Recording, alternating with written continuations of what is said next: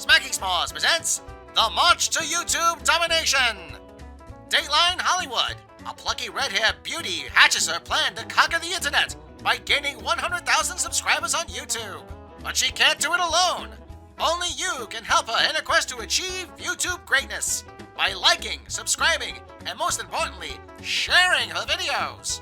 Remember, it's up to you to fight the evils of YouTube suppression and the evil corporations who want to keep you down by clicking the like button as we march our way to YouTube domination.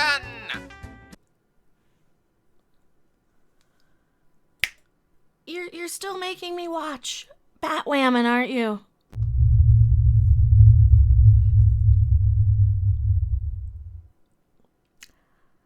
I'll get you for this one. Hello, everyone. I am Mecha Random 42, the one, the only, the original, your favorite YouTube consumer advocate, Harpy. Yes, we're still watching Batwoman, and I watched this most recent episode.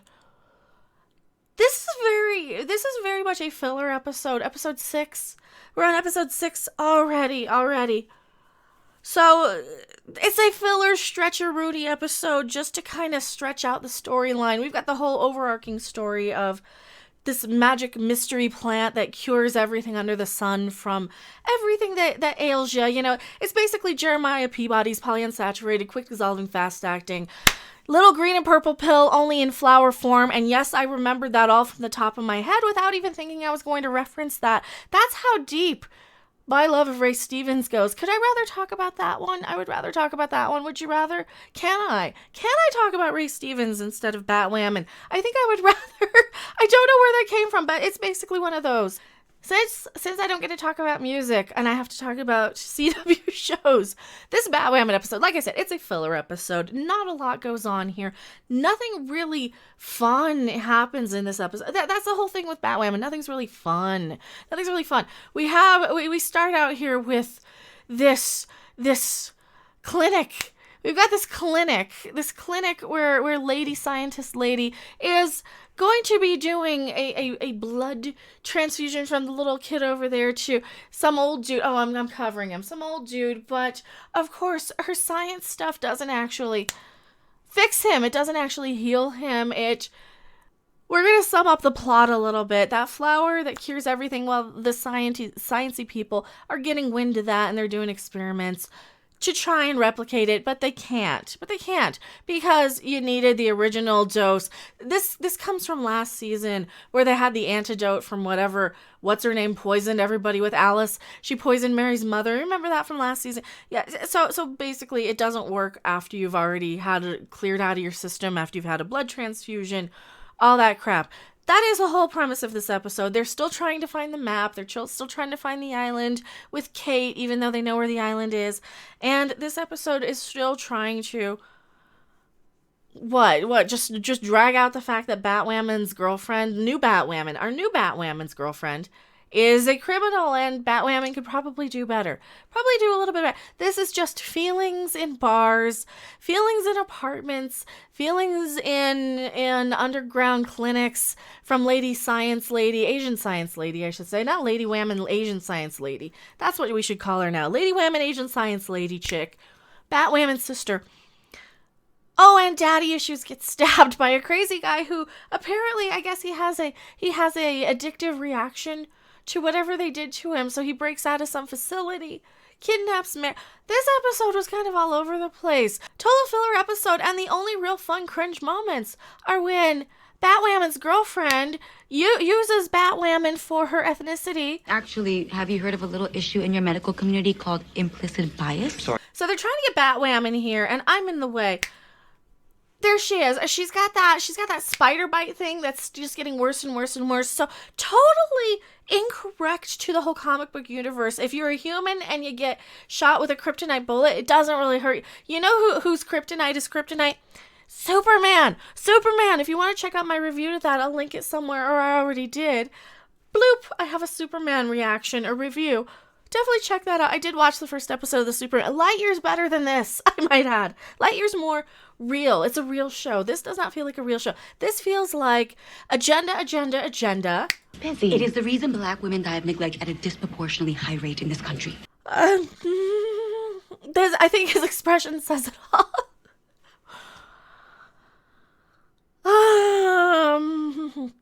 if you are in any sort of medical care sort of place, first off, they have a triage sort of set up where the most in need, the most urgently in need of care get to go first.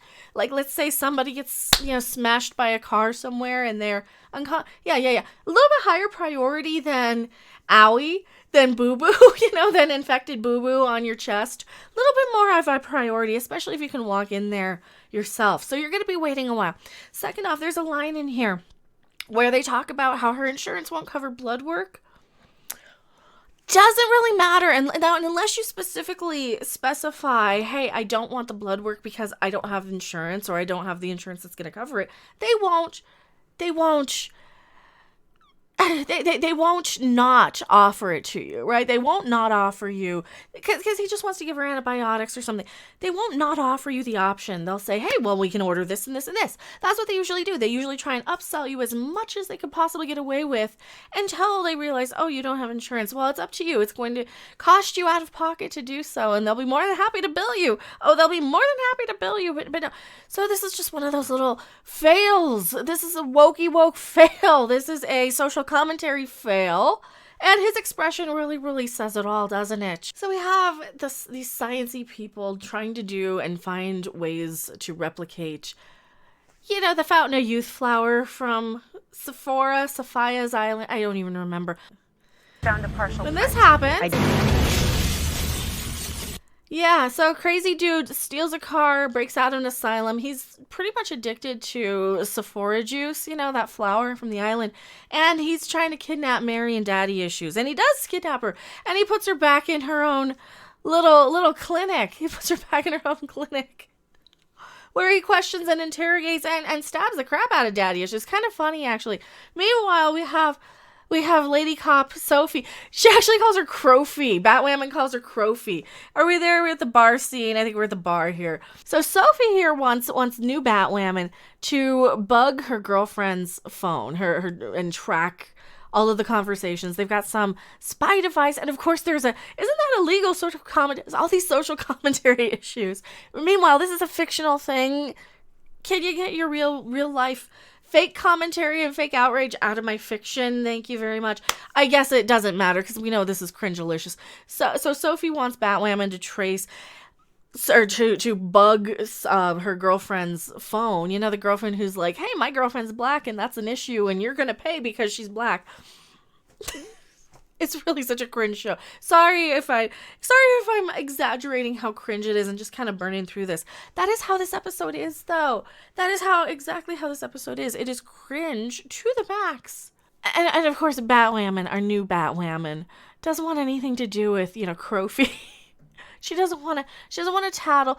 But Sophie does have a point. Like, why are you still running with the same crowd? Why are you still running with the same crowd who, you did time for? She had her drugs. Like, Batwoman did time for her girlfriend's drug whatever that she was running or holding. Who knows? Who cares? This is just so over the top and cringe. It's almost implausibly, laughably bad at this point. Oh, and we got crazy druggy guy. Now this is the guy who hit Mary and daddy issues with the car.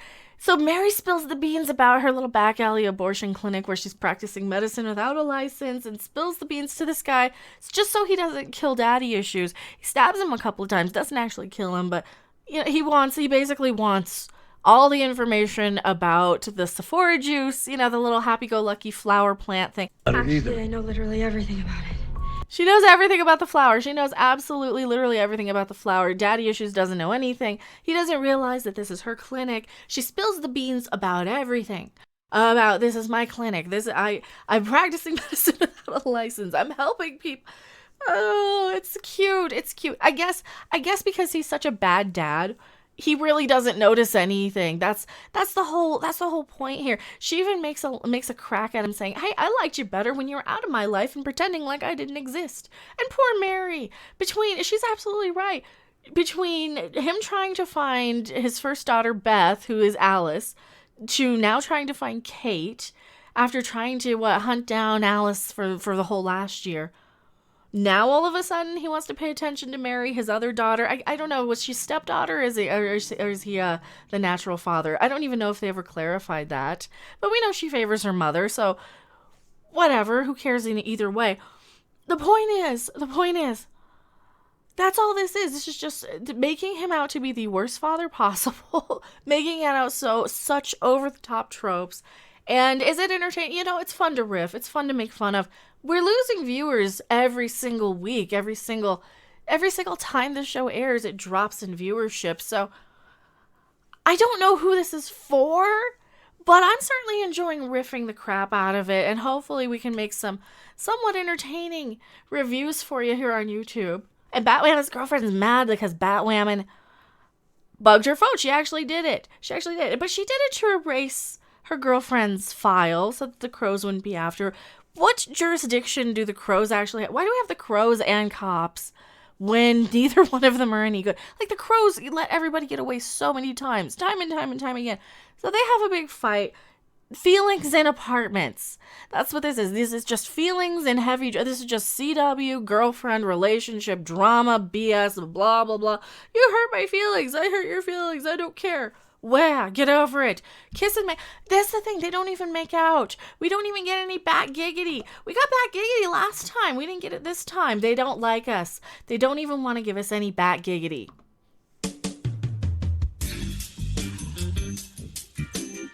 Oh, and these two be way nicer to look at making out than Ruby Rose and whoever that other chick was. Hey, lucky us. Batwoman comes to the rescue of Mary and Daddy Issues. The crows follow her. The crows actually follow her there. Oh, and yada yada, Batwoman rescues Mary and Daddy Issues, and she makes the choice to hand over the paint. I don't remember how she got the painting. Did she rescue Mary before or after? I don't remember. That's how boring this episode was. It's just prolonging the tracking down to Sephora, but she also makes sure that she makes the right choice of letting Sophie live, even though Sophie's kind of giving her crap as Ryan. I know, nobody even cares at this point. Neither do I. The most important thing, though, is that Daddy Issues and Mary, he does not let her keep up her little back alley abortion clinic. He makes her stop. He makes her get rid of it. Walk through your front door is an experiment because you are not qualified. And he has a point. She doesn't have her license. This is funny. He finally puts his foot down. He's like, no, Mary, you can't have your back alley abortion clinic. And she's like, well, Daddy, I'm going to storm out of here and I'm never going to speak to you again. And I liked it better when you ignored me. So there. Is she going to start wearing black next? She's going to go through her goth phase. You finally pay attention to me, and then you take away the thing that means the most to me. I liked you better when you acted like I didn't exist. I liked you better when you acted like I did. It's so childlike. It's childlike. And it's kind of adorable and it's kind of sweet. But, you know, I guess that's for their teenage demographic. Oh, and of course the crows let Alice go again because we're going to have another episode, aren't we? Oh, and I guess she fake killed Hottie McTight Pants, the guy she was banging, who's like the brother of Sophia something. So she's like, hey, Sophia, I killed your brother. And she's like, give me the body. Okay, I'll make that happen. And Cliffhanger, we gotta wait till next week. Also, Ryan Wilder is mad at her girlfriend, or her girlfriend's mad at her. This show stinks. This show stinks on ice. We know it stinks. It's not a good show. It's not fun. It's not interesting. It's not entertaining. But it's kind of fun to riff, especially when they have these really, really cringeworthy lines like, hey, you need 5,000 pounds of toxic masculinity to drive over you, or something. I don't even remember last episode, to be perfectly honest. But that is Batwoman. Is it better? Is it good? Is it not? It's not better. No. This is just a filler episode. They're throwing this in the middle just so you can ignore it. Ignore this one. Nothing really happens. You got that one stupid line. It's not even like filled with pronouns and they, thems, and it's really just a clunker. It's just a wet fart of an episode, and it just blows right by you in the wind. Like a Batwoman, you know, like some bat stank. Just get yourself some bat stank body spray and call it a day. I am Mecha Random 42, and I will see you guys later. Bye. Thanks for watching. If you liked it, make sure to hit that like button. And if you want to see more, don't forget to subscribe. See you in the next video. Bye! Get ready to read the all-new Ford 2021 Toxic Masculinity, is 5,000 pounds of raw, untamed power. Whether it's climbing the steepest hill or running down an escaped criminal. And ladies, engage the all-new Karen Drive and let your inner bitch scream. The all-new 2021 Ford Toxic Masculinity with Karen Drive. Have you driven a Ford lately? Well, have you?